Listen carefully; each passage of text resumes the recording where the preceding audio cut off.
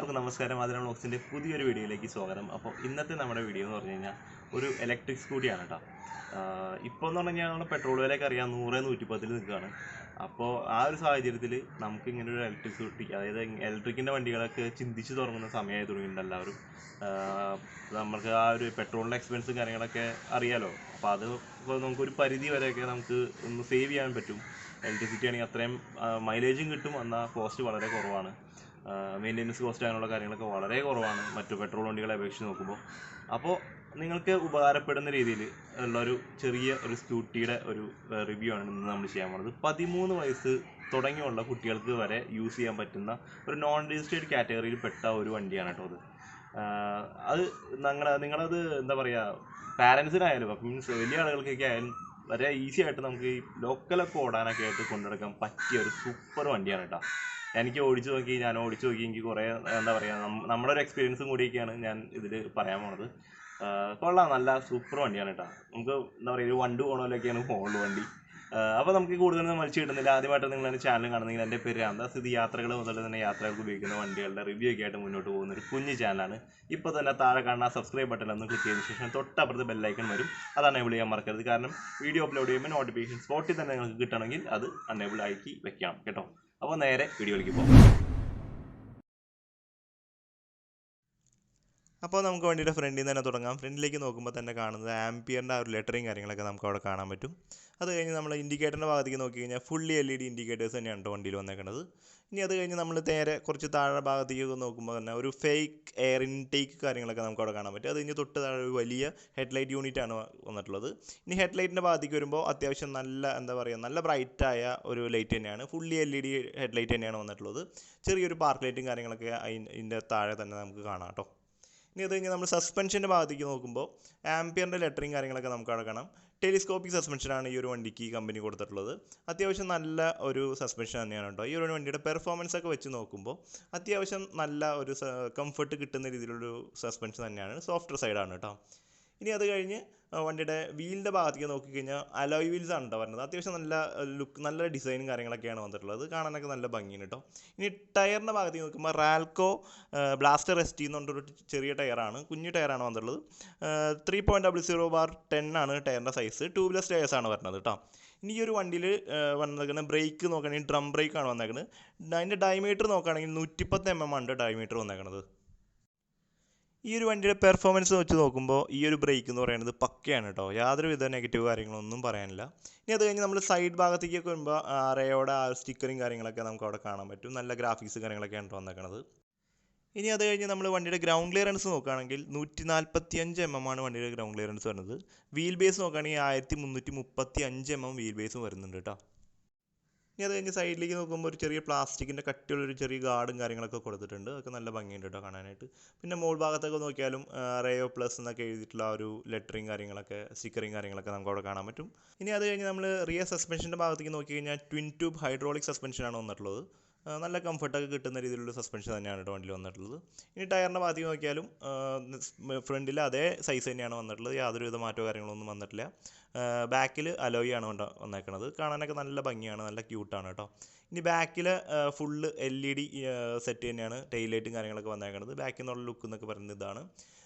Food റെസ്റ്റും കാര്യങ്ങളൊക്കെ ആയാലും അത്യാവശ്യം ഒരു സാധാരണ ഒരു നോർമൽ ക്വാളിറ്റിക്ക് തന്നെയാണ് വന്നേക്കുന്നത്. ഈ ഒരു വണ്ടിയുടെ റേറ്റും കാര്യങ്ങളൊക്കെ വെച്ച് നോക്കുമ്പോൾ ഓക്കെ. ഇനി അത്യാവശ്യം ലെഗ് റൂമും കാര്യങ്ങളൊക്കെ നമുക്ക് ഈ ഒരു ഭാഗത്തൊക്കെ കിട്ടുന്നുണ്ട്. അത്യാവശ്യം ഹൈറ്റുള്ളൊരു വ്യക്തി ഇരുന്നാലും വലിയ കുഴപ്പമില്ലാത്ത രീതിയിൽ തന്നെ നമുക്ക് റൈഡ് ചെയ്യാനൊക്കെ പറ്റും കേട്ടോ. ഇനി അതുപോലെ തന്നെ ഫ്രണ്ടിൽ രണ്ട് സൈഡിൽ 2 പോക്കറ്റ്സും കാര്യങ്ങളൊക്കെ വരുന്നുണ്ട്. അത്യാവശ്യം ചെറിയ സാധനങ്ങളൊക്കെ കീപ്പ് ചെയ്യാനൊക്കെ ആയിട്ടും നമുക്ക് ഇതിലൊക്കെ എന്തെങ്കിലുമൊക്കെ കൊളത്തിടാനൊക്കെ ആയിട്ട് നമുക്കത് യൂസ് ചെയ്യാൻ പറ്റും. ഇനി വണ്ടിയുടെ കീ എന്ന് പറയുന്നത് ഇതൊക്കെ തന്നെയാണ് കേട്ടോ. അതിൽ തന്നെ ആംപിയർ എന്ന് എഴുതിയിട്ടുള്ള ആ ഒരു ചെറിയ ഒരു ലോഗോ കാര്യങ്ങളൊക്കെ നമുക്ക് അവിടെ കാണാൻ പറ്റും. ഒരു സിമ്പിളായിട്ടുള്ളൊരു കീ ആണ്. അത്യാവശ്യം നല്ല പ്രീമിയം ക്വാളിറ്റിയൊക്കെ തന്നെ തോന്നുന്ന ഒരു കീ തന്നെയാണ് കേട്ടോ. ഇനി വണ്ടിയുടെ സൗണ്ട് ഞാനൊന്ന് കേൾപ്പിച്ചു തരാം.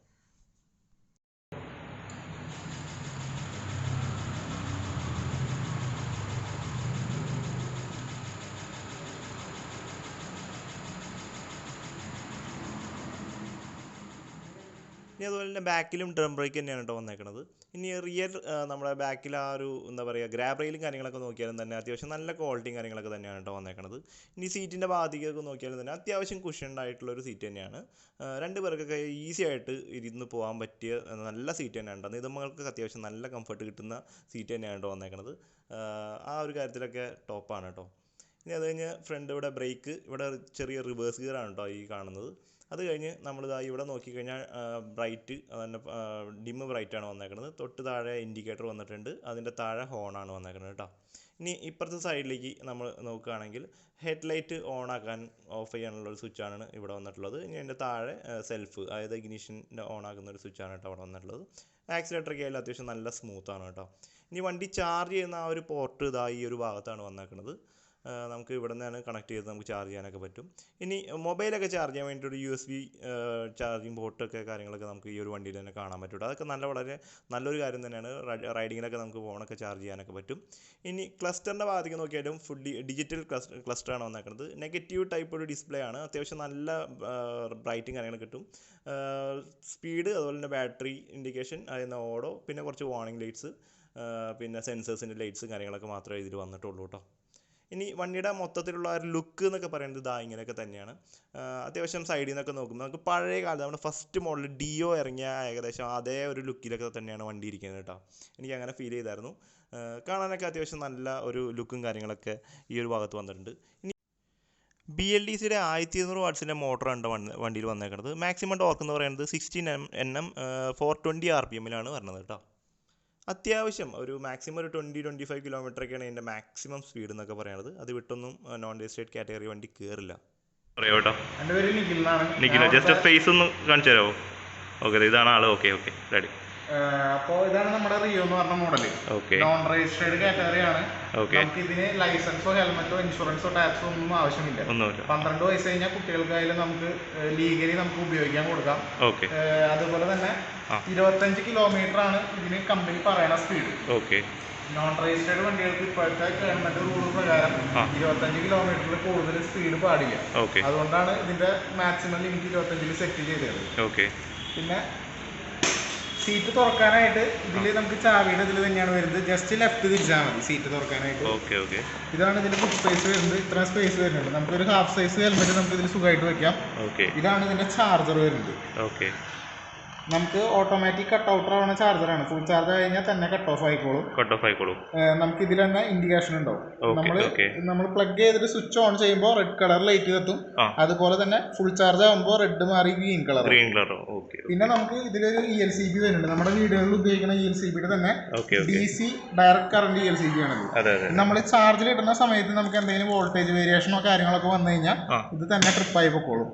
അപ്പോൾ വണ്ടീനെയോ ബാറ്ററിനെയോ ഒരു തരത്തിലും അത് ബാധിക്കില്ല.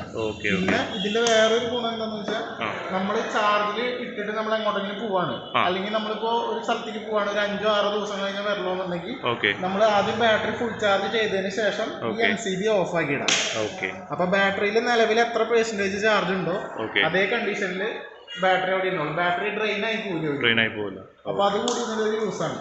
പിന്നെ ഇതിന്റെ ബാറ്ററി ഇതിന്റെ അടിയിലാണ് ഇതിന്റെ ബാറ്ററി വരുന്നത്. 48 വോൾട്ടിന്റെ 24 AHന്റെ ലിഥിയം അയൺ ബാറ്ററിയാണ്. പോർട്ടബിൾ ബാറ്ററിയാണ്. നമുക്ക് സെപ്പറേറ്റ് ഊരിയെടുത്ത് ചാർജ് ചെയ്യണമെങ്കിൽ അങ്ങനെയും ചാർജ് ചെയ്യാൻ പറ്റും. ഇത് ഈ 2 നോബ് കണ്ടോ? ഈ 2 നോബ് നമുക്ക് ജസ്റ്റ് കൈ കൊണ്ട് തന്നെ തിരിച്ച് ലൂസ് ആക്കാവുന്നതാണ്. ഈ 2 നോബ് ഊരി കഴിഞ്ഞാൽ ഈ ക്ലാമ്പ് പോരും. പിന്നെ ഇതാണ് സോക്കറ്റ് വരുന്നത്. ജസ്റ്റ് പുഷിംഗ് ടൈപ്പ് ആണ്. ഇത്രേ ഉള്ളൂ. അത് കഴിഞ്ഞ് ഈ ഹാൻഡിൽ പിടിച്ച് വലിച്ചു കഴിഞ്ഞാൽ നമ്മുടെ ബാറ്ററിയുടെ കേസ് നമുക്ക് എവിടേക്ക് വേണമെങ്കിലും കൊണ്ടുപോയി വെച്ച് നമുക്ക് ചാർജ് ചെയ്യാനൊക്കെ പറ്റും. അല്ലാന്നുണ്ടെങ്കിൽ നോർമൽ കേസിൽ നമ്മൾ ചാർജ് ചെയ്യണമെന്നുണ്ടെങ്കിൽ സീറ്റിന്റെ അടിയിലാണ് ഇവിടെ ചാർജിങ് പോർട്ട് വരുന്നത്. ചേട്ടാ ഇതിന്റെ സർവീസ് ഡീറ്റെയിൽസ് കാര്യങ്ങളൊന്നും പറയാം. സർവീസ് വരുന്നത് ഫസ്റ്റ് സർവീസ് വരുന്നത് 30 മുതൽ 45 ദിവസം അല്ലെങ്കിൽ 1000 കിലോമീറ്റർ.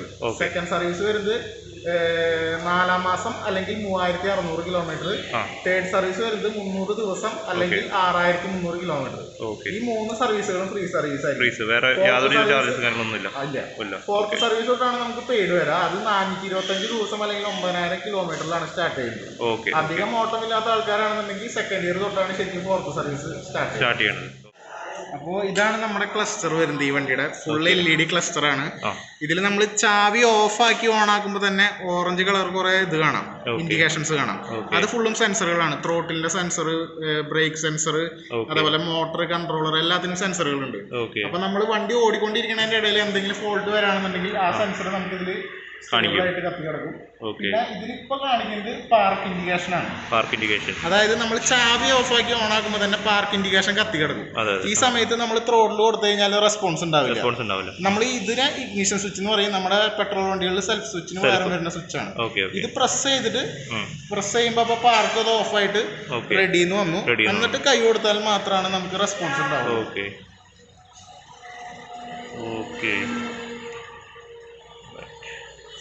പിന്നെ ഇതാണ് റിവേഴ്സ് ഗിയറിന്റെ സ്വിച്ച് വരുന്നത്. അപ്പൊ നമ്മൾ ജസ്റ്റ് പ്രസ് ചെയ്ത് പിടിക്കുമ്പോൾ ക്ലസ്റ്ററിൽ റിവേഴ്സിന്റെ ഇൻഡിക്കേഷൻ വരും. എന്നിട്ട് ത്രോട്ടിൽ കൊടുത്തു കഴിഞ്ഞാൽ റിവേഴ്സ് പോകും. അത് അധികം സ്പീഡ് ഉണ്ടാവില്ല. ഒരു 5-6 കിലോമീറ്റർ ആണ് മാക്സിമം സ്പീഡ്. ഇതിന്റെ ഓൺ റോഡ് പ്രൈസും കൂടി ഒന്ന് പറയാമോ? ഓൺ റോഡ് പ്രൈസ് വരുന്നത് 65,500 വണ്ടിയുടെ വില.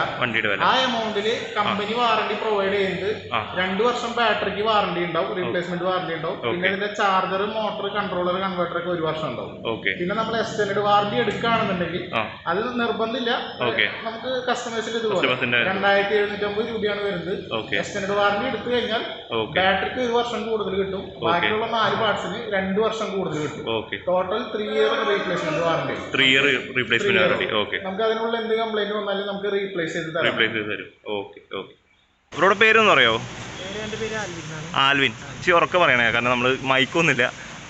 മാസ്ക് ഒന്ന് ജസ്റ്റ് താത്തോ നാളെ കാണാനായിട്ടാ ഇത്തിരി കൂടി. ഓക്കെ. ശരി. ചേട്ടാ, എനിക്ക് ചോദിക്കാനുള്ള കാര്യം വെച്ചാൽ നമ്മളിപ്പോൾ ഈ ഇലക്ട്രിക് വണ്ടി എടുക്കുമ്പോൾ എല്ലാവരും ചോദിക്കുന്ന, അല്ലെങ്കിൽ എല്ലാവർക്കും ഡൗട്ട് വരുന്ന ഒരു കാര്യമാണ്. നമ്മളിപ്പോൾ ഈ കുറച്ച് നാൾ മുമ്പ് വരെ നമ്മുടെ നാട്ടിൽ ഫ്ലഡും കാര്യങ്ങളൊക്കെ വന്നതാണ്. ഇപ്പോൾ ഇങ്ങനെ ഒരു വണ്ടി എടുത്ത് വെച്ച് കഴിഞ്ഞാൽ വെള്ളം കയറി കഴിഞ്ഞാൽ, വെള്ളത്തിൽ മുങ്ങിപ്പോയി കഴിഞ്ഞാൽ എന്താ അടിച്ചു പോയി അങ്ങനെ എന്തെങ്കിലും കാര്യങ്ങൾ? ഒന്നാമത്തെ ഇലക്ട്രിക് ആണ്. എന്താ അതിനെ കുറിച്ച് പറയാനുള്ളത്? അതിന് നമ്മുടെ മോട്ടർ വരുന്നത് BLDCയുടെ മോട്ടറാണ് വരുന്നത്. ഓക്കെ. അതുകൊണ്ട് നമുക്ക് വെള്ളം കയറുക അങ്ങനത്തെ ഒരു പ്രശ്നം നമുക്ക് വരുന്നില്ല. ഓക്കെ. നമ്മളിപ്പോൾ സർവീസ് ചെയ്യുമ്പോഴായാലും നമ്മൾ വാഷിംഗ് ചെയ്ത് വരുന്നതാണ്. ഓക്കെ. ഇതുവരെ അങ്ങനെ ഒരു പ്രശ്നം ഇതുവരെ വന്നിട്ടില്ല. ഓക്കെ. വെള്ളം കയറുന്നുള്ള പ്രശ്നം കൊണ്ട് ഇലക്ട്രിക് വണ്ടി എടുക്കാണ്ടിരിക്കേണ്ട ഒരു ഇല്ല. ഓക്കെ. പിന്നെ അതിന് ഏകദേശം മൈലേജ് ഒക്കെ എത്രയാണ് വരുന്നത്? മൈലേജ് നമ്മുടെ നോൺ രജിസ്റ്റേർഡിൽ നമ്മൾ പറയുന്ന മൈലേജ് 55 to 60 ആണ്. 55 to 60. ഓക്കെ. കൂടുതൽ കിട്ടുന്ന കസ്റ്റമർ ഉണ്ടാവും. ഓക്കെ. അപ്പോൾ നമ്മൾ ഓടിക്കുന്ന രീതി അനുസരിച്ചിരിക്കും ഓരോ. ഓക്കെ. ഇതിലിപ്പോൾ ഡബിൾസ് ഒക്കെ അടിക്കുകയാണെങ്കിൽ അതിനനുസരിച്ച് ഇത് കുറയുമോ? ഡബിൾസ് അടിക്കണമെന്ന് വെച്ച് കഴിഞ്ഞാൽ നമ്മളിപ്പോൾ വണ്ടിയുടെ നിരപ്പായ റോട്ടിലൊന്നും വലിയ സീനൊന്നുമില്ല. അത്യാവശ്യം നല്ല നമ്മൾ സിംഗിൾ ആയിട്ട് പോണ സ്പീഡ് തന്നെ കിട്ടും. പിന്നെ നമ്മൾ കയറ്റൊക്കെ കയറുമ്പോൾ ചെറിയൊരു വേരിയേഷൻ വരും. ചെറിയൊരു വേരിയേഷൻ വരും. ചെറിയ ജസ്റ്റ് ലോക്കൽ ഓട്ടത്തിനും കാര്യത്തിനൊക്കെ ആണെങ്കിൽ പക്കയായിരിക്കും അല്ലേ? അപ്പോൾ വീഡിയോ നിങ്ങൾ കണ്ടല്ലോ, സൂപ്പർ വണ്ടിയാണ് കേട്ടോ. എന്താ പറയുക, ശരിക്കും പറഞ്ഞാൽ വണ്ടി ഇങ്ങനെ പോകണമല്ലോ പോകുള്ളൂ. സാധനം യാതൊരു വിധ ശബ്ദമലിനീകരണമോ അങ്ങനെയുള്ള കാര്യങ്ങളൊന്നുമില്ല. വളരെ സ്പീഡ് കുറവാണ്. മാക്സിമം ഇതിൻ്റെ സ്പീഡ് എന്ന് പറയുന്നത് 25 ആണ് കേട്ടോ. 25 സെറ്റ് ചെയ്തേക്കാണ്. നോൺ രജിസ്റ്റേർഡ് കാറ്റഗറിയിലുള്ള വണ്ടികൾ ആ ഒരു സ്പീഡ് വരെ പാടുള്ളൂ. അപ്പോൾ അത് അങ്ങനെ സെറ്റ് ചെയ്തേക്കാണ്. പിന്നെയെന്ന് പറഞ്ഞാൽ ഇതിൻ്റെ മാക്സിമം പേലോഡ് കപ്പാസിറ്റി എന്നൊക്കെ പറയുന്നത് 130 kg ആണ് കേട്ടോ. അതിൽ കൂടുതലൊന്നും പോവില്ല. പിന്നെ ഇതിൻ്റെ വെയിറ്റ് എന്ന് പറയുന്നത് 68 കിലോ ഉള്ളൂ കേട്ടോ വണ്ടി. അപ്പോൾ അതനുസരിച്ചുള്ള വെയിറ്റും പേലോഡും കാര്യങ്ങളൊക്കെ ഇതിൽ കയറുള്ളൂ. അപ്പോൾ അതൊക്കെ നിങ്ങളൊന്ന് നോട്ട് ചെയ്യുക. പിന്നെ ഞങ്ങൾക്ക് ഈ വണ്ടി തന്നത് ചക്കാലക്കൽ മോട്ടോഴ്സ്, നമ്മുടെ മുരിങ്ങൂരുള്ള ചക്കാലക്കൽ മോട്ടോഴ്സാണ് വണ്ടി തന്നത്. അവരുടെ കോൺടാക്ട് നമ്പറും കാര്യങ്ങളൊക്കെ താഴെ ഡിസ്ക്രിപ്ഷൻ ബോക്സിൽ ഇട്ടിട്ടുണ്ടാവും. ഇവിടെയും എഴുതി കാണിച്ചിട്ടുണ്ടാവും കേട്ടോ. ഭയങ്കര ഞാൻ ആദ്യമായിട്ട്, അതായത് ഞാനൊരു ഷോറൂമിൽ ചെന്ന് അവരോട് ചോദിച്ച് എടുത്ത ഒരു വീഡിയോ ആണിത്. അതായത് ശരിക്കും പക്ക ഒരു നല്ല കസ്റ്റമർ സർവീസ് എനിക്ക് അവിടെ നിന്ന് കിട്ടിയായിരുന്നു. ആദ്യമായിട്ടാണ് ഞാനൊരു ഷോറൂമിൽ ചെന്നിട്ട് എനിക്കൊരു ഗ്ലാസ് ചായ കിട്ടണത് കേട്ടോ. സാധാരണ എനിക്ക് അവിടെയൊക്കെ ഷൂട്ട് കഴിഞ്ഞ് തിരിച്ചു പോകുമ്പോൾ ഒരു ഗ്ലാസ് വെള്ളം ഞാൻ അവരോട് ചോദിക്കണം, ചേട്ടാ ഒരു ഇത്തിരി വെള്ളം ഉണ്ടെങ്കിൽ തരുമോ അങ്ങനെ ചോദിക്കും. ഇതങ്ങനെയൊന്നുമല്ല, വന്നിരുത്തി ചായയും അതുപോലെ തന്നെ നമുക്ക് ചെറിയൊരു കള്ളപ്പം പോലത്തെ സാധനം കിട്ടി, അതും കഴിച്ചു. ഒരുപാട് നേരം അവരോട് സംസാരിച്ചൊക്കെ ഇരുന്നിട്ടൊക്കെയാണ് ഞാൻ അവിടെ നിന്ന് പോകുന്നത്. നല്ല കസ്റ്റമർ സർവീസാണ്. അത് ആരായാലും, അവിടെ ഇരിക്കുന്ന എല്ലാ വർക്ക് ചെയ്യണ ആരായാലും, പിന്നെ മാനേജർ 2 പേരായാലും മാഡം ആയാലും നല്ല ഒരു നല്ല ഫ്രണ്ട്ലിയാണ്. അപ്പോൾ നിങ്ങൾക്കും ആ ഒരു നിങ്ങൾക്ക് അവിടെ ചെന്ന് കഴിഞ്ഞാൽ നിങ്ങൾക്ക് അത് മനസ്സിലാവും. കൂടുതൽ ഡീറ്റെയിൽസും കാര്യങ്ങളൊക്കെ നിങ്ങൾക്ക് ആ നമ്പറിൽ വിളിച്ചാലോ അല്ലെങ്കിൽ അവിടെ ചെന്നാലോ നിങ്ങൾക്ക് അറിയാൻ പറ്റും. ഇതൊക്കെ തന്നെയുള്ള വീഡിയോ എല്ലാവർക്കും ഇഷ്ടമായി വിശ്വസിക്കുന്നു. അടുത്ത ഒരു യാത്രാ വിശേഷങ്ങളോ അല്ലെങ്കിൽ വണ്ടിയുടെ റിവ്യൂ കേട്ട് നമുക്ക് വീണ്ടും കാണാൻ. തൽക്കാലം ഇവിടെ പറയുന്നു. Signing off, Ramdas.